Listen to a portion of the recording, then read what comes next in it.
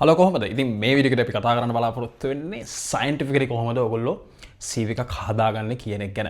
ඉතින් YouTube එකේ සෑහෙන වීඩියෝස් තියෙනවා කොහොමද CV හදන්නේ කියන එක ගැන. ඒ වුණාට මේ වීඩියෝ එක එවලින් වෙනස් වෙන්නේ මම මේකෙදි කියලා දෙනවා මොකක්ද මේකේ තියෙන සයන්ස් එක කියලා. ඒ වගේම මෙතන පිටිපස්සේ තියෙන සයිකොලොජි එක කොහොමද රික්‍රූටර්ස්ලා CV එකක් ගැන හිතන්නේ කොහොමද රික්‍රූටර්ස්ලා CV එකක් බලන්නේ කියන දේ ගැන තමයි මේ වීඩියෝ එකේදී මම කතා කරන්නේ. ඒ වගේම මේ වීඩියෝ එක තනිකරම බේස් වෙලා තියෙන්නේ කරපු රිසර්ච් එකක් එක්ක. ඉතින් අපි යමු වීඩියෝ එකට. මේ රිසර්ච් එකේ තියෙන සුවිශේෂීතාවය තමයි මේකට මේගොල්ලෝ අරගෙන තිනවා ඇත්තම රික්‍රූටර්ස්ලා ටිකක් කිසිම අනුදැනුමකින් තොරව.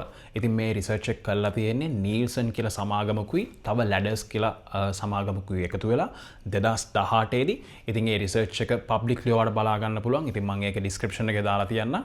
ඉතින් මේ රිසර්ච් එක කරද්දි මේගොල්ලෝ ස්ටේජ් දෙකකට කරලා තියෙනවා. පළවෙනි ස්ටේජ් එකේදී මේගොල්ලෝ කරලා තියෙන්නේ රික්‍රූටර්ස්ලාට කියලා නැහැ මෙහෙම මේගොල්ලෝ රික්‍රූටර්ස්ලා ගැන රිසර්ච් එකක් කරනවා කියලා. ඒගොල්ලෝ සාමාන්‍ය විදියට රික්‍රූටර්ස්ලාට වැඩ කරගෙන යන්න දීලා තියෙනවා. හැබැයි මේ වැඩ කරගෙන යද්දී මේගොල්ලෝ ඔබ්සර්ව් කරලා තියෙනවා මේගොල්ලෝ කොච්චර වෙලාවක් එක CV එකක රැඳිලා ඉන්නවද කියලා. ඉතින් මේ පළවෙනි ස්ටේජ් එකේදී මේගොල්ලෝ හොයාගෙන තියෙනවා මේ රිසර්ච් එක කරන රිසර්චර්ස්ලා හොයාගෙන තියෙනවා මේ රික්‍රූටර් කෙනෙක් කෙනෙක් CV එකක ඉන්නේ තප්පර 7ක් නැත්නම් තප්පර 7.5ක් වගේ සුළු කාලයක් කියලා. ඉතින් මෙතනදී ඉතින් අපි හැමෝටම තේරෙනවා දැන් අපි මේ බෙර දාලා මහන්සි වෙලා කොච්චර සම්පූර්ණ CV හැදුවත් රික්රූටර් කෙනෙක් ඇත්තටම අපේ CV එක දිහා බලන්නේ මැක්සිමම් තප්පර 7යි කියලා.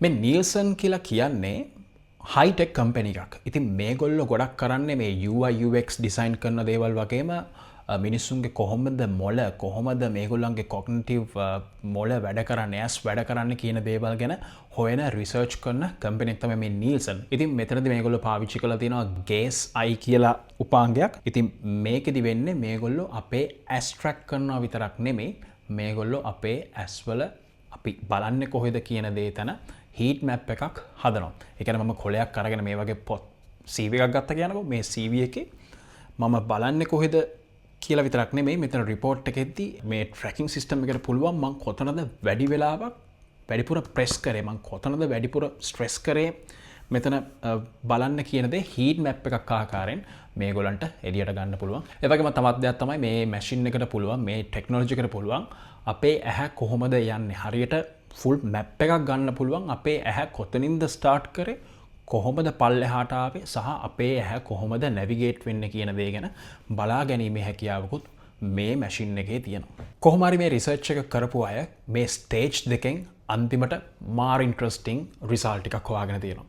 අපි පළවෙනි එක තමයි අපි හොයාගත්ත දේ මේගොල්ලෝ ඉන්නේ තප්පර 7ක් කියලා. ඊටු අපි හොයාගත්ත දේ තමයි මේගොල්ලෝ CV එකක් රීඩ් කරන්නේ නැහැ කියලා.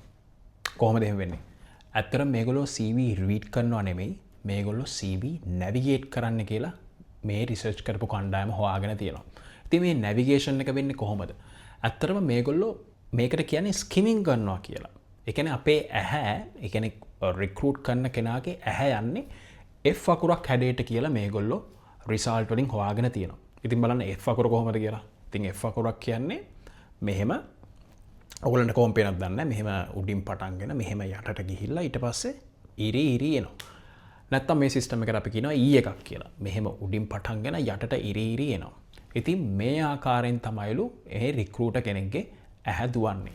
ඉතින් මෙතනදී මේගොල්ලෝ කියනවා මේගොල්ලෝ කිසිම දෙයක් ඇතුලේ තියෙන දේවල් කියවන්නේ නෑලු.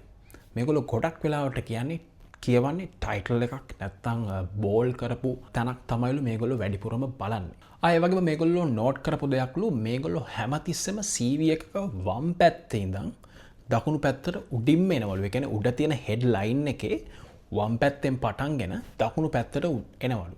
දකුණු පැත්තට ඇවිල්ලා ඊට පස්සේ මෙහෙම යටට යද්දි අර යට යනකොට F එකේ අර F අකුරක් අපි මෙහෙම ඉර එන්නේ ඉස්සරහට අන්න ඒ වගේ පොඩි කෑල්ලක් දැන් ඔයාලට මේ මැප් එකේ මම පෙන්නන්නම් මේ තියෙන පින්තූර ඔයාලට පේනවා ඇති මේ හරිය තමයි ඒගොල්ලෝ වැඩිපුරම කාලය ගත කරන්නේ මේ ටික තමයි මේ තප්පර 7 මේගොල්ලෝ කරන්නේ ඒ වගේ මම අර කිව්වා වගේ මේගොල්ලෝ අර අපේ තියෙන ලියලා තියෙන දේවල් ඇතුළට යන්නේ නැහැ මේ හැම දෙයක්ම කියවන්නේ නැහැ මේගොල්ලෝ වැඩිපුරම ફોකස් කරනවා කියලා හොයාගෙන තියෙන්නේ අර ජොබ් ටයිටල්ස් එක සෙක්ෂන් එකෙන් සෙක්ෂන් එකට ඉක්මනට යනවලු. කියන්නේ මුලින්ම ජොබ් ටයිටල් එකේ ඉන්නවලු වැඩ කරපු තැන ඉන්නවලු ඊළඟ ජොබ් ටයිටල් එකට යනවා ඊට පස්සේ ස්කිල්ස් වලට යනවා ඊට පස්සේ এডুকেෂන් වලට යනවා ඒ වගේ ස්ටේජ් වලට ඉක්මනින් ක්වික්ලි මේගොල්ලෝ මාරු වෙනවා. ඉතින් මේ මාරු වෙද්දී ඔයාලට පේනවා ඇති කොහොමද මේ F අකුර හැදෙන්නේ කියලා CV එකක. ඉතින් ඔයාලට හිතනවා ඇති ඔයා මෙච්චර මහන්සි වෙලා ජොබ් එකකට යන්න ලොකු කාලයක් වැය කරලා CV එකකුත් හදාගෙන ඊට පස්සේ ඒකට ඇප්ලයි කළා. ඊට පස්සේ බලාපොරොත්තු ගොඩක් එක්කවා මේ ඉන්න ගොඩ ජොබ් එකකට යන්න. ඉතින් ඇයි මේ රික්‍රූට් කරන එක හරියට මගේ CV එක කියවන්නේ නැත්තේ කියන ප්‍රශ්නේ ඔයාලට එනවා ඇති. මටත් ඒක ආවා.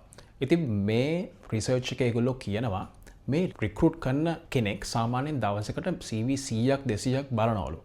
ඉතින් මේ බලද්දී ඒගොල්ලන්ගේ මයින්ඩ් එක, බ්‍රේන් එක ඔටෝමැටිකලි හැදිලාලු තියෙන්නේ මේ සර්වයිවල් කියන මෝඩ් එකට. මේ සර්වයිවල් මෝඩ් එක කියලා කියන්නේ නිකන් සොම්බි ඇටැක් එකක් වගේ දෙයක් නෙමෙයි. මෙතනින් සර්වයිව් වෙන්නේ කොහොමද මම මේ ෆයිල් එක ඉවර කරන්න කියන දේට තමයි මේගොල්ලන්ගේ මොලේ හැදිලා තියෙන්නේ. ඉතින් මෙතනදී ඒගොල්ලෝ බලන්නේ කෙනෙක්ව පාස් කරන මෙන්ටැලිටි එකේ නෙමෙයි. කියන්නේ උඩින්ම බලද්දී මේ ෆයිල් එක එළියට අයින් කරන මෙන්ටැලිටි එක මේගොල්ලන්ගේ ඔටෝමැටිකලි හැදිලා තියෙනවා කියලා තමයි මේ රිසර්ච් කරපු අය කියන්නේ. ඉතින් එතනින් අපිට තේරුම් යනවා මේගොල්ලන්ට මේ ස්ට්‍රෙස් එක කියන දේ මේ බ්‍රේන් එක වැඩ කළා මේ ස්ට්‍රෙස් එක ඉක්මනට විසඳ ගන්න පුළුවන් මාර්ගයක් විදිහට මේගොල්ලෝ මේ ෆයිල් කියන තියෙන වර්ක් ලෝඩ් එක අඩු කරගන්න ක්වික්ලි මොකක් හරි දැක්කොත් එහෙම ඉක්මනටම ඒගොල්ලෝ ඒ CV එකෙන් ඉස්සරහට යනවා. මොකද ඔයා මිස්ටේක් එකක් දැක්කේ නැත්තම් උඩදී ඔයා දිගට මේ CV එකේ ඉන්නවා. ඒ වගේම CV එකේ දෙවෙනි පේජ් එකක් තියෙනවා නම් ඔයාට එතනටත් යන්න වෙනවා. ඉතින් ඒකෙන් වෙන්නේ ඔයාට තවත් ලොකු කාලයක් දෙන්න වෙනවා එකම CV එකක. ඒකට මම හිතනවා ඔයාලට මේ දේ තේරෙනවා ඇති කියලා. ඉතින් හරි. අපි දැන් කතා කරා මේ රිසර්ච් එක ගැන කොහොමද මේ රිසර්ච් එක කරලා තියෙන්නේ? කොහොමද මොනවද අපි මේ රිසර්ච් එකෙන් හොයාගත්තේ? ඒ හැමදේම අපි කතා කරා. ඉතින් දේවල් ගැන කතා කරලා වැඩක් නැහැ. අපි මේ වලට සොලියුෂන්ස් හොයාගන්න ඕනේ. අපි මේ වලට විසඳුම් හොයාගන්න ඕනේ. ඉතින් අපි කොහොමද මේ ට්‍රැප් එකෙන් මාරුලා යන්නේ? අපි කොහොමද මේ සයිකොලොජි එක දැන් අපි දන්නවා. කොහොමද අපි අපේ CV එක ඉස්සරහට මේ ගැප් එක මේ හර්ඩල් එකෙන් ඉස්සරහට පයින් විදියට හදාගන්න කියන දේ තමයි අපි මේ පරිච්ඡේදයේදී කතා කරන්න යන්නේ. මෙතනදී මම ගේනවා විසඳුම් 3ක්. අපි මුලින්ම අපි හදාගන්න ඕන පළවෙනි දේ තමයි අපේ තියෙන පොයින්ට්ස් බෝල්ඩ් කරන එක. අපේ ටයිටල්ස් බෝල්ඩ් කරන එක. මොකද මේ පේප් එක අපි අතර ගත්තා රික්‍රූටර් කෙනෙක් අතර ගත්තාම එයාට මුලින්ම පේන දේලු මේ බෝල්ඩ් කරපු තැන්. ඔයා කිසිපතර බෝල් කළ නැත්තම් එයාගේ මයින්ඩ් එක එයාගේ ඇහැ දන්නේ නැලු කොතනද ફોකස් කරන්නේ කොතනින්ද තැන අල්ලගන්න කියන දේ. ඒ වුණාට ඔයාට හයිලයිට් කරන්න විශේෂම දෙයක් තියෙනවා නම් ඔයාගේ බෙස්ම තැන් ඔයාගේ කිලර් දේවල් තියෙනවා නම් ඔයාගේ CV එකේ හයිලයිට් කරන්න ඒ දේවල් හැමතිස්සෙම උඩට අරගෙන ඒ දේවල් ටයිටල් එක බෝල් කරලා. ඒ කියන්නේ තමන්ගේ පොසිෂන් එක, තමන් හිටපු පොසිෂන් එක, ඒ වගේම තමන් වැඩ කරපු තැන, කාලය සහ කරපු ඇචීව්මන්ට්ස් වලින්ම පටන්ගෙන එනවනම් ලොකු සම්භාවිතාවක් තියනවලු මෙයාගේ ඇටෙන්ෂන් එක මේ තප්පර 7 ඇතුළතදී ගන්න. දෙවෙනි සොලියුෂන් එක විදියට කියන්නේ මේගොල්ලෝ අපි මේ ලියලා තියෙන දේවල් පුළුවන් තරම් ෂෝට් කරන්න කියලා. ඒ වගේම මේ ලියලා තියෙන දේවල් බුලට් පොයින්ට් විදියට දාන්න පුළුවන් නම් හොඳයි කියලා තමයි මේගොල්ලෝ රෙකමන්ඩ් කරන්නේ. ඔයගොල්ලෝ දන්නවා දැන් වෙද්දී ගොඩක් අය මේ කරලියට ගෙනලා තියෙනවා ATS කියන ටෙක්නොලොජි එක. අපි ඔන්න හැමෝම කියනවා මේ AI එකක් තමයි CV රීඩ් කරන්නේ. ඒ හින්දා අපි ඒ වලට හරියන විදියට කීවර්ඩ්ස් දාලා ඒකට ඔප්ටිමයිස් වෙන විදිහට තමයි අපේ CV එක හදාගන්න ඕනේ කියලා දැන් හැමෝගෙම කතාවක් තියෙනවා. මේ දේ ඇත්තක් තියෙනවා. මොකද සමහර කම්පැනි මේව කරනවා කියලා කට්ටිය කියනවා. බට් ඇත්තටම අපි දන්නේ නැහනේ. බට් මම දන්න විදිහට තාම ගොඩක් CVs directly තමයි කම්පැනිස් වලට එන්නේ. ඒව බලන්නේ humans ලගෙන්. ඉතින් දැන් මොකද වෙලා තියෙන්නේ? ගොඩක් CV අපි ගත්තොත් එහෙම ඒවල තියෙන්නේ keywords විතරයි. ඉතින් මේ රිසර්ච් එකෙන් මොකක්ද මේගොල්ලෝ රෙකමන්ඩ් කරන්නේ? හියුමන් කෙනෙක්, හියුමන් රික්‍රූටර් කෙනෙක් මේක බලද්දී ඒගොල්ලන්ට කීවර්ඩ්ස් විතරක් තියෙනවා නම් මේගොල්ලන්ට හරිම අමාරුයිලු මේක කියවන්න. මේගොල්ලෝ ඉක්මනට මෙතනින් මූව් වෙනවලු. මේ තප්පර 7 සර්වයිව් වෙන්න බෑලු. ඒ වුණාට ඕගොල්ලෝ හරියට ලොකු රචනා ලියන්නේ නැතුව කෙටියෙන් විස්තරාත්මකව ප්‍රකාශිතව කෙටියෙන් ලියලා තියෙනවා නම් හරියට හරි පැහැදිලි විදිහට Tamanට මතක තියාගන්න පුළුවන් විදිහට ඒ කියන්නේ රික්‍රූට් කරන කෙනාටත් මේ CV එක කියවන කෙනාටත් මතක තියෙන විදිහට ලියලා තියෙනවා නම් අනිවාර්යෙන්ම එයා මේ CV එකත් එක්ක දෙකටම ඉන්නවා කියලා තමයි දෙවෙනි සොලියුෂන් එකේ මේ report එකේදී කියන්නේ. තුන්වෙනි සොලියුෂන් එකේ ප්‍රධාන වශයෙන්ම කියන්නේ අපේ CV එකේ තියෙන layout එක ගැන. layout එක කියන්නේ මොකද්ද? layout එක කියලා කියන්නේ අපි CV එකේ position කරලා තියෙන අපේ photo එක, ඊට පස්සේ අපේ නම, ඒ ගම, ඒ හැමදේම ටෙලිෆෝන් නම්බර්ස් සහ ඒ දත්ත, ඊට පස්සේ අපි CV එකේ ඊට පස්සේ টොප් එක තියෙනවා ඊට පස්සේ අපේ කරපු දේවල් තියෙනවා යට තව දේවල් ටිකක් තියෙනවා. ඉතින් මේ රිසර්ච් එකෙන් පස්සේ මේගොල්ලෝ අඳුරගෙන තියෙනවා CV එකේ තියෙනවා ප්‍රධාන කෑලි 3ක් කියලා. කියන්නේ zone 3ක්. පළවෙනි zone එක තමයි මේ killer zone කියන එක. මේ killer zone එකට තමයිලු මේගොල්ලොන්ගේ ඇස් සම්පූර්ණයෙන්ම යන්නේ. ඒ වගේම දෙවෙනි zone එකේ ඔයාට පුළුවන් ඔයා කරලා තියෙන වැඩ කෑලි ටික උඩටම වෙන්න දාන්න. ඒ වගේම යට ටික එච්චරම ඉම්පෝටන්ට් වෙන්නේ නැහැ. ඒක සාමාන්‍ය විදිහට ඔයාට තියාගන්න පුළුවන්. ඉතින් මෙතන වැඩිපුරම අපි හයිලයිට් කරන දේවල් දාගන්න ඕනේ, ස්ට්‍රක්චර් එක පැහැදිලිව තියෙට දාගන්න ඕනේ.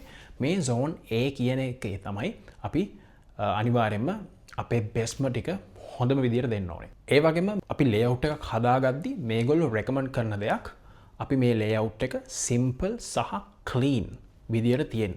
මොකක්ද මේ සිම්පල් සහ ක්ලීන් කියන්නේ? ඔයා දැකලා ඇති දැන් ගොඩක් CVs හදන අය එක මේ ඇනිමේෂන්ස්ද ග්‍රැෆික්ද හැමදේම දාලා CV එක නිකන් අර තොරණක් වගේ කරලා තියෙනවා. ඒවා ඇස් දෙකට දැක්කහම ලස්සනයි අමුතු විදිහකට. ඒ වුණාට රික්‍රූට් කරන කෙනාට මේක තියෙන්න ඕනේ ඩෑෂ්බෝඩ් එකක් විදිහට.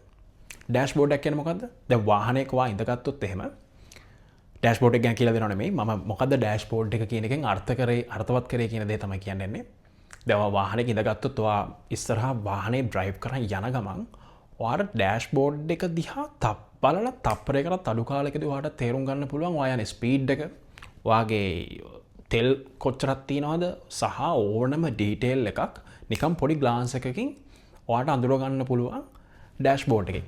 ඉතින් ඒ වගේ දෙයක්ම තමයි මේ CV එකටත් ඕනේ. මේ CV එක අපි අර හැමතැනම ඩෙකොරේෂන්ස් දාලා මල් දාලා අර එහෙන් කෑලි තියෙනවා මෙහෙන් කෑලි තියෙනවා මෙහෙන් මේ පාට නැහැ. මේක තියෙන්න ඕනේ ඩෑෂ්බෝඩ් එකක් විදියට. ඒක තමයි අපිට කරන්න පුළුවන් හොඳම දේ. ඉතින් මේ සිම්පල් ක්ලීන් ඩෑෂ්බෝඩ් ස්ටයිල් එකට ඔයා ඔප්ටිමයිස් කරොත් එහෙම වගේ CV එක හරි ෆොන්ට් එකක් ඇතුව. ඉතින් මේ ෆොන්ට් ගැන අපි තව වීඩියෝ එකක් කරමු. මොනවාද මේ ෆොන්ට් සහ ෆොන්ට්ස් වල තියෙන සයිකොලොජි එක අපි වෙනම කතා කරමු. ඉතින් හොඳ ෆොන්ට් එකක් පාවිච්චි කරලා ඒ ෆොන්ට් වලත් අවශ්‍ය හයිලයිට් වෙන්න ඕන තැන් හරියට බෝල්ඩ් කරලා ඒ වගේම අන්තිම දේ තමයි මෙතනදී අර ගැප්ස් කියන එක embrace the space කියන දේ. මොකද රික්රූටර් කෙනෙක් මෙහෙම CV එක දිගේ යද්දි රික්රූටර් කෙනෙක් විතරක් නෙමෙයි. දැන් ඔයාම හිතලා බලන්න ඔයා මොකක් හරි මේ කියවනවා නම් ඔයාගේ රචනාවක් හරි ඔයාට ලැබිච්ච ලියුමක් හරි අර එක දිගටම තියනවා නම් ඔයාට මොකක්ද තියෙන්නේ? ඔයාට කියවන්න පුළුවන්ද? අමාරුයිනේ. ඉතින් ඒ දේම රික්රූට් කරන කෙනාටත් CV එක බලන කෙනාටත් වෙනවා. ඉතින් ඔයා හැමතිස්සෙම ගැප්ස් තියන්න. එයාට ස්පේස් එකක් තියන්න බ්‍රීත් කරන්න. එයාට ස්පේස් එකක් තියන්න ඊළඟ තැනට මූව් වෙන්න. අයිස් එකට රෙස්ට් ඇස් වලට රෙස්ට් එකක් දෙන්න. ඉතින් මේ කතා කරපු දේවල් එක්ක ඔයාට පුළුවන් ඔයාගේ CV එක ඔප්ටිමයිස් කරගන්න. මම හිතනවා මේ වීඩියෝ එකෙන් ඔයාලට අලුත් දැල් ලැබුණ නැති කියලා. ඉතින් මේකේ වීඩියෝ එකේ ඩිස්ක්‍රිප්ෂන් එකට යන්න. එතන මම මේකේ ලින්ක් එක දාලා තියෙනවා මේ කරපු රිසර්ච් එක. ඉතින් ඒක තුල අයින් අපේ channel එකත් එක්ක දිගටම. Thank you very much බැලුවට.